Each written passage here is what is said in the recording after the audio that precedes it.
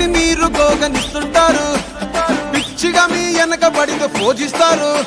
Status లో single అని పెట్టేస్తారు, లవర్ ఉన్నదాని ఫ్రెండ్ ను ట్రై చేస్తారు. నడిచినన్ని రోజులు నడిపిస్తూనే ఉంటారు, అవ్వ అయ్యను చూపి వేరే పెళ్లి చేసుకుంటారు.